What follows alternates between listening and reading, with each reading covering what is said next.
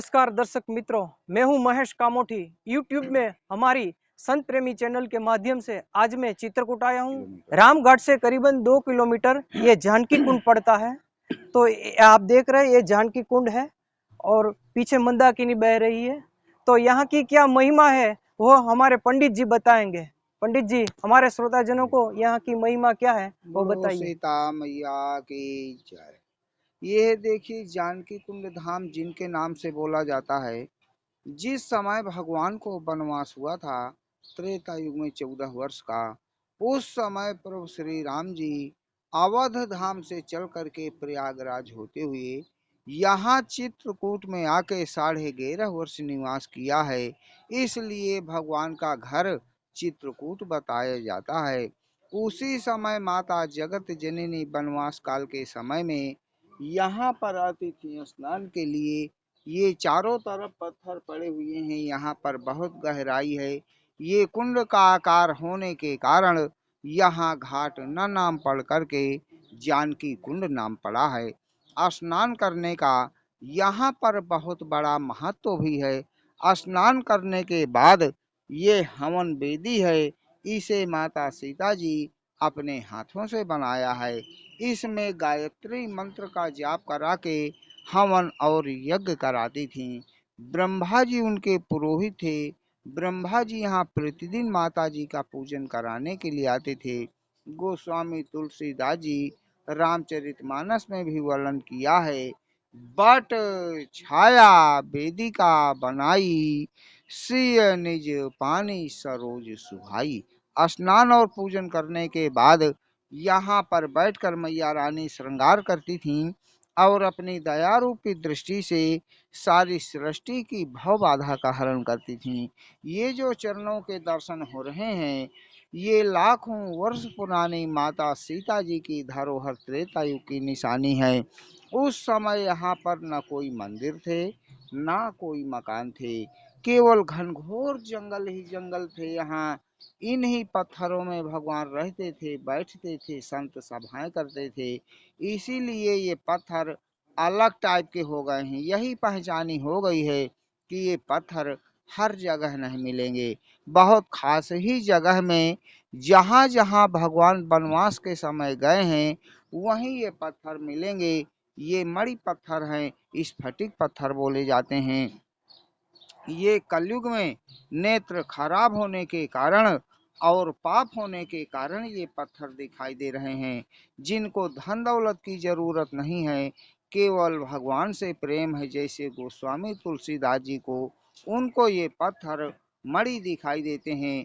ये स्फटिक पत्थर बोले जाते हैं। पूरे शिला में आज भी मैया के चरण बने हुए हैं। जहाँ भी ध्यान से देखेंगे हर जगह माता सीता जी के चरण ही नजर आएंगे।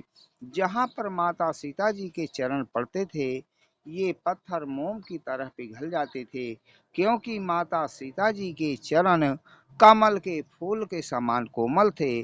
कोमल चरण चलत बिनु पनहि, भई मृदु भूमि सकुचि मन मनहि। ये धरती पुरती थी माता सीता जी के चरण कमल के फूल के समान कोमल थे। इसलिए उनके प्रेम में ये पत्थर भी कोमल हो जाते थे कि कहीं हमारे कारण हमारे पुत्री को चोट ना पहुँचे, क्योंकि ये अपने लिए नहीं वन में आए हैं। ये मानव कल्याण और धरती से पाप को मिटाने के लिए बैकुंठ छोड़ के धरती में उतार लिया है, और वो भी वन वन में भटक रहे हैं। हमारे कारण कहीं को तकलीफ ना पहुँचे, इसलिए ये पत्थर कोमल हो जाते थे। जहाँ कांटों पर चरण पड़ते थे, कांटे फूल बन जाते थे। इन्हीं के नाम से जानकी कुंड धाम बोला जाता है, जो चारों धाम में आता है। यही महात्मा है यहाँ का। बोलो सच्चे दरबार की जय।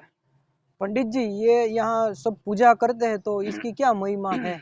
यहाँ बैठ करके माता जगत जननी श्रृंगार करती थीं। माता अनसुईया जी सीता माँ को वस्त्राभूषण दिए थे, जो कभी मैले पुराने नहीं होते थे। इसलिए जिनको जानकारी है, भाव है, खुशी है, तो माता लक्ष्मी जी को यहाँ वस्त्राभूषण भी चढ़ाते हैं। और माता जानकी जी के भजन और तपस्या को देखते हुए, क्योंकि एक बार प्रभु श्री राम जी आए हैं और माता जी को आशीर्वाद दिया है कि हे जगत जननी, जब तक प्राणी तुम्हारे चरणों में नहीं आएंगे तब तक मेरी भक्ति को नहीं पाएंगे, चाहे जितना उपाय करे।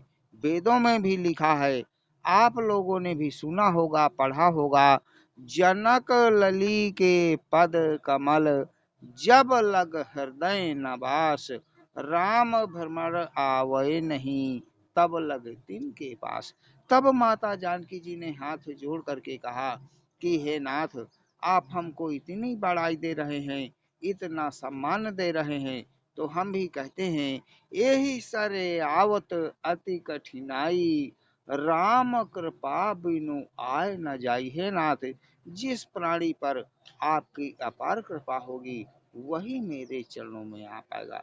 इसलिए ये कलयुग के लिए ही लोक कल्याण, मानव उद्धार के लिए चरण रह गए हैं। अब देखिए, जैसे गोस्वामी तुलसीदास जी भगवान के इतने बड़े भक्त थे, लेकिन कहीं दर्शन नहीं पाया। अंत में गोस्वामी तुलसीदास जी चित्रकूट धाम आए हैं और यहाँ पर साक्षात भगवान का दर्शन पाया है। तब उन्होंने वेदों में लिखा है, चित्रकूट सब दिन बसत, प्रभु सिय लखन समेत, राम नाम जप जाप करी, तुलसी अभिमत देत। तुलसीदास जी भी मत दे रहे हैं कि कलयुग में भगवान का वास कहीं रहे या न रहे, लेकिन चित्रकूट में अवश्य वास था और वास रहेगा। और जो भी प्राणी यहाँ दर्शन के उद्देश्य से आएंगे, सबको भगवान का दर्शन होगा। ऐसा कोई भी प्राणी यहाँ से नहीं जाएगा कि भगवान के दर्शन न पाया हो, लेकिन पहचान सब कोई नहीं पाएगा, क्योंकि सबका मन एकाग्र नहीं हो पाएगा। शोरगुल में इधर उधर ध्यान बांटा रहेगा। जो एकाग्र मन कर लेगा वही भगवान को पहचान पाएगा, लेकिन हृदय में सबको आभास होगा।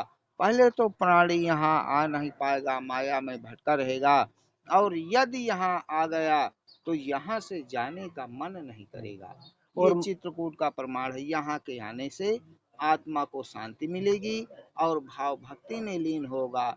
ये इतना मनमोहक है चित्रकूट धाम। यहाँ पर आज भी भगवान के समय की बहुत सी निशानियां हैं। जितने जंगल में जाएंगे उतने भगवान के दर्शन और यहाँ पर उनके यही यह पूरा स्थान निशानियां राम जी मिलेंगी। ने हाँ, विचरण किया है। विचरण किया है। और ये मंदाकिनी है, तो उसका फल क्या है? तो जरा स्नान करने मंदाकिनी से का क्या फल मिलता है? मंदाकिनी का देखिए, इनसे बड़ी नदी नहीं बताया है गोस्वामी जी ने, क्योंकि गोस्वामी जी इनका रामचरितमानस में बहुत बड़ा वर्णन किया है।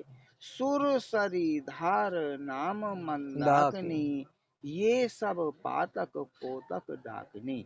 जैसे डायन होती है, अपने बच्चे तक को खा जाती है, उसी प्रकार से प्राणी जब इसमें स्नान करते हैं तो शरीर के जितने भी व्याध हैं, रोग हैं और हर प्रकार के पाप दूर होते हैं।